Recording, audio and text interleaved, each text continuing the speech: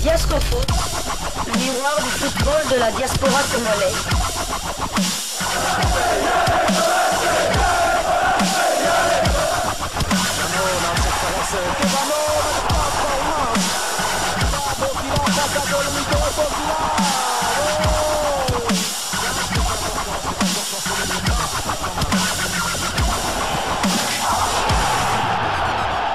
Diasco Foot, le miroir du football de la diaspora congolaise.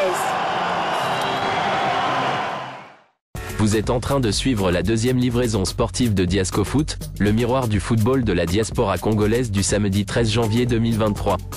Nous allons presque tout le long de ce mois de janvier, parler de la CAN Total Energies 2023 dont le coup d'envoi sera donné ce soir à partir de 20 h par le match d'ouverture qui opposera la Côte d'Ivoire, pays organisateur, à la Guinée-Bissau. Concernant les léopards de la RDC, nous sommes dans l'attente des premières informations et images de leur début de séjour dans la station balnéaire de San Pedro.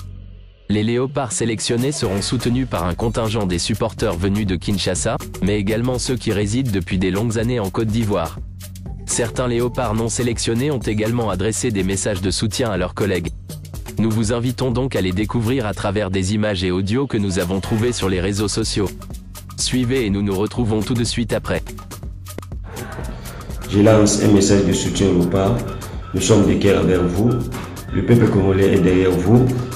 Congo millionnaire, nous espérons aller plus loin dans cette compétition avec vous.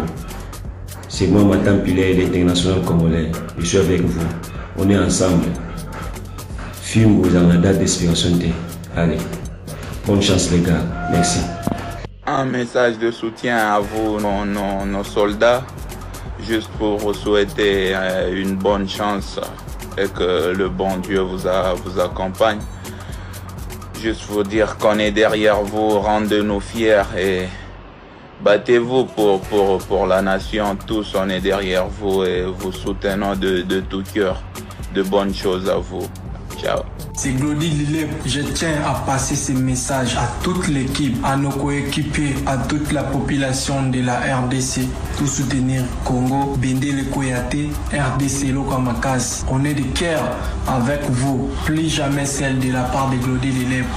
Voilà, c'était là les messages de quelques léopards qui ne seront pas de la partie en Côte d'Ivoire, mais qui ont tenu à encourager les joueurs de la RDC et qui vont prendre part à cette 34e édition. Vous avez donc écouté tour à tour Matan Pivoumi, Glody Lilep Maccabi et le dernier joueur c'était Jackson Mouleka. Et concernant cette phase finale de la CAN, les 2 premiers de chaque groupe vont pouvoir rejoindre les 8e de finale ainsi que les 4 meilleurs 3e.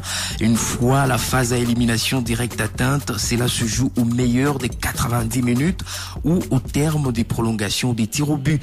8e de finale donc, puis quart, demi-finale et finale. Seule petite singularité pour cette 34e édition, un match pour la 3e place sera organisé entre les demi-finalistes perdants. La CAN, ça sera en Côte d'Ivoire du 13 janvier au 11 février 2024, mais également ça sera sur Top Congo FM. Voilà, nous sommes de retour et nous vous remercions de votre fidélité à notre chaîne. Nous poursuivons donc avec cette deuxième livraison sportive de Diasco Foot en partageant avec vous un fait insolite découvert sur la toile. En effet, en Afrique, on ne peut pas échapper à certaines croyances et pratiques fétichistes, surtout dans la partie ouest du continent. Un marabout célèbre et réputé a prédit la victoire de la République démocratique du Congo en finale de la CAN contre la Côte d'Ivoire. Nous prenons bonne note de cette vision, mais nous sommes certains qu'en RDC, les croyants et non-croyants aimeraient certainement que cela puisse arriver. Nous reviendrons donc vers vous en cas de victoire de la RDC dans cette compétition, ou en cas d'élimination également des léopards. Mais il faut rappeler que chaque fois que la RDC avait battu le pays organisateur en phase finale de la CAN ou du Tchad, elle soulevait le trophée. Nous avons plein d'autres anecdotes que nous allons partager avec vous durant cette CAN, à travers des lives que nous allons vous proposer à téléphone ouvert. Autre fait insolite avec une pointe d'humour. L'humoriste Herman Amissi a lancé un moellon dans le fleuve et ce moellon fait des remous. Lui et ses acolytes avaient demandé aux Congolais de Brazzaville de rester surveiller le majestueux fleuve Congo pendant l'absence de la RDC, partie en Côte d'Ivoire pour une durée de 1 mois pour participer à la CAN. Ce fut le buzz total et certains humoristes de l'autre côté du fleuve avaient réagi du tac au tac, notamment le célèbre Kofi de Brazza. Actuellement, des artistes de tous bords rivalisent de créativité sur le même thème. Surveiller le fleuve, cela apporte du piment avant le début de la compétition et d'une certaine manière, met la pression sur les léopards qui se sentiront dans l'obligation de rester le plus longtemps possible à la CAN. Contrairement à ce qu'on pourrait penser, plus de 80% des Congolais de la RDC étaient à fond derrière le Congo-Brazza, dans le fameux match contre la Gambie pour une qualification à la CAN 2023, et grande fut leur déception. Les Congolais, surtout les Quinois, doivent déjà se préparer à la réplique des Brazzavillois, si ça tourne au vinaigre en Côte d'Ivoire. Et voisins, si même le président Fati ne croit même pas que vous serez loin à la CAN, il envoie que 5 animateurs. Qui sommes-nous pour y croire? Ne vous inquiétez pas, on restera pour surveiller le fleuve afin de voir votre défaite dans les yeux des sirènes, des baleines. Et ensuite revenez vite, hein. On a besoin de vous ici pour suivre les gagnants. CAN 2023, Erita Ilunga espère que les léopards donneront le meilleur d'eux sans pression au cours de cette compétition.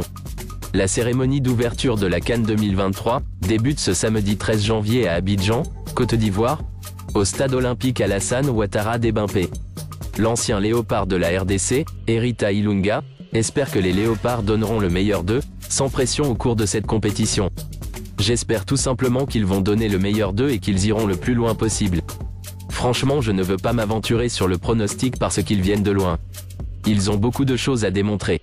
Je ne sais pas s'ils sont revanchards. La RDC est une grande nation, elle est une grande équipe du football africain. Il faudra que les léopards jouent et qu'ils nous fassent honneur. La CAN ne sera pas seulement la fête du football, mais aussi celle de la diversité culturelle africaine. Le match d'ouverture opposera la Côte d'Ivoire, pays organisateur, à la Guinée-Bissau. Dans cette fête du football, il y aura également de la musique et d'autres formes d'expression artistique, mais aussi des aspects culinaires de beaucoup de pays d'Afrique. Nous sommes arrivés à la fin de notre seconde livraison sportive de Diasco Foot de ce samedi 13 janvier 2023. Nous sommes dans l'attente de la cérémonie d'ouverture de la CAN où la RDC sera tout de même représentée notamment par l'artiste Dadju qui va prester au cours de cette cérémonie. Diasco Foot vous remercie de votre aimable attention et vous invite, si vous avez aimé, à liker, commenter, partager cette vidéo, ainsi qu'à vous abonner si cela n'est pas encore fait et surtout, nous vous prions d'activer la petite cloche des notifications, qui vous permettra d'être alerté lorsque nous mettrons en ligne une nouvelle vidéo. Portez-vous bien, Diasco Foot vous dit au revoir et à très bientôt.